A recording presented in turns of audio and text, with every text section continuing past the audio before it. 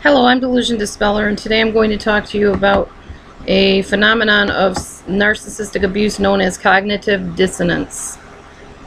Cognitive dissonance is when you're thinking about two conflicting thoughts, such as, I know I should leave, but everything in me wants to stay, or also a situation in which you're going against your own beliefs, such as, I believe it's wrong to steal, but I find myself continuing to tap into her bank account. Those are just two examples that I can think of. I'm sure you can come up with many more. There are ways that victims cope with feeling cognitive dissonance. I'm going to talk a little bit about some of these ways, but also about some situations you may encounter in a narcissistic relationship.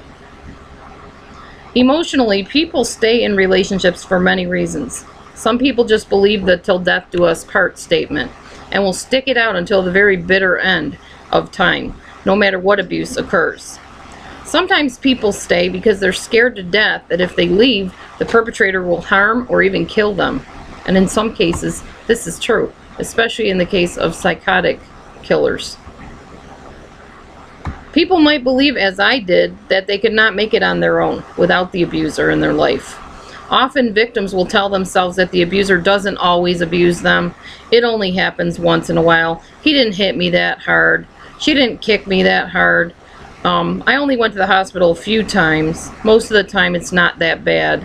They might force themselves to mostly look at the abuser's good qualities, like, well, he bought me flowers, or she did the dishes on time. This is known as trauma bonding and Stockholm syndrome. When a victim has convinced themselves that the abuser can't help their behaviors due to their own childhood traumas, the abuser's childhood traumas, and that they can somehow help them heal by nurturing them long enough or allowing them to vent to them, sometimes they learn to internalize the abuser's behavior, and they internalize the reason that they're being abused, as if they did something to deserve it. The victim becomes enabling to the perpetrator, worrying that if they do something terrible, they will suffer the consequences, such as a fine, a prison, or death penalty, when actually you're not helping the abuser by enabling them. You're only allowing the abuse to continue and them never to get help. They think that if they can just help this poor soul along, eventually their relationship will be normal like they want, and they'll have the dream come true marriage or boyfriend-girlfriend relationship or whatever. Many people, including myself, do not get why victims stay with abusers. I mean, we get it, but yet we know that the best idea is for those types of relationships to end completely. The more we try to urge victims to leave, the more their abusers tighten the screws on them, insisting that they don't listen to us, because we don't know what we're talking about. We're just out to hurt them. They don't understand you the way I do, and that the victim would be nowhere without them in their court. The victim feels ashamed for staying in such a situation and begins to pull away from people even more, isolating themselves to the point that it is only them and their abuser in a very sick relationship.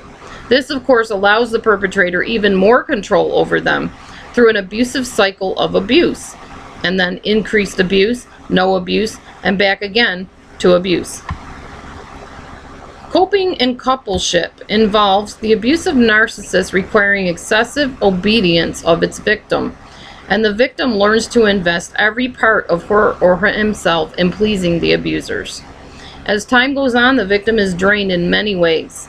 Reflecting the narcissist and praising the narcissist becomes a full-time expectation of the narcissist, and if the victim ever stops giving that supply to the narcissist will pull away from him or her, which could cause the victim to feel abandoned, neglected, and scared. And many times the narcissist victims are people with borderline personality disorder, avoidant personality disorder, and even codependency issues. So therefore, they do everything they can to avoid losing the narcissist, which gives them more power in return. The narcissist will use this to their advantage, allowing them to manipulate this victim even more. While the victim is being ignored, the narcissist is also pulling away and withdrawing, and this results in the narcissist feeling as if they're not the wondrous giving creatures that they envision themselves to be and painted themselves as. And this causes a narcissistic injury to the narcissist, which then results in them becoming enraged at the victim since they certainly were not responsible for the person pulling away or themselves pulling away, and therefore they will lash out at the victim, causing the victim future anxiety and intense anxiety. The narcissist sees his significant other, as well as any offspring of his or hers, as an extension of him or herself, which means that very high demands will be placed on children and spouse, insisting that they make him or her, the narcissist, look good. This can result in people having type A personalities, always feeling like they have to stay busy or look busy and please other people, to a point of losing themselves. This is a no-win situation, in which the victims do their best to be perfect, but when they do succeed at things, the narcissist will be envious of them, and when they don't succeed, the narcissist sees this as something personal against him or herself and will punish the victim for it.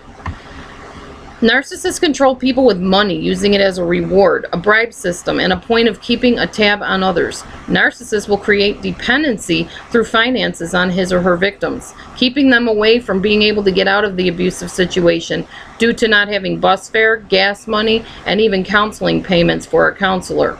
Narcissists often will not pay bills on time, allow utilities to be shut off, computer access to be removed, and even causing people to go without food and water and basic needs. Since these are the basic needs of most people, withholding them is another way the narcissist will exert domination over its victims. Narcissists invest their time, talents, and funds in situations that will result in them having material possessions, accolades, a big name in society, well-known, notoriety even, that if these things were lost by the victim, if this woman or man living in this cushy surrounding these wealthy homes, whatever, has to leave that person, they are thinking, how am I going to live? How will I live without all these luxuries? I've only ever known this life of luxury. In other words, a victim becomes accustomed to a wealthy lifestyle or a certain situation where if he or she left, that would no longer be their case, due to having to live in shelters or some sort of maybe substandard situation, or at least a different situation than what they're accustomed to.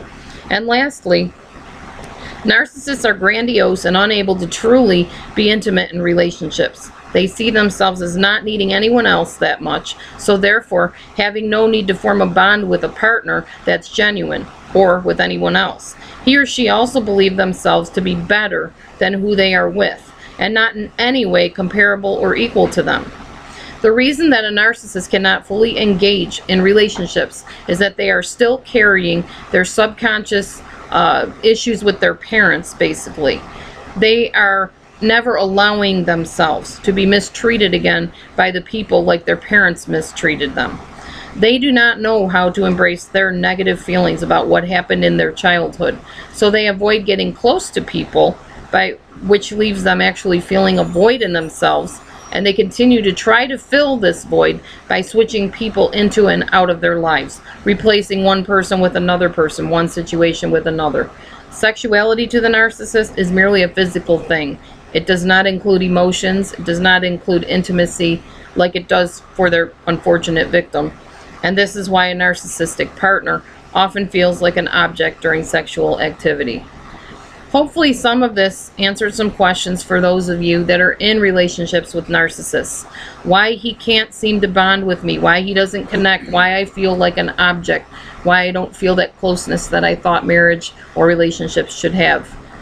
Thanks for listening. I hope this did answer some questions, and please feel free to write me at DelusionDispeller@gmail.com.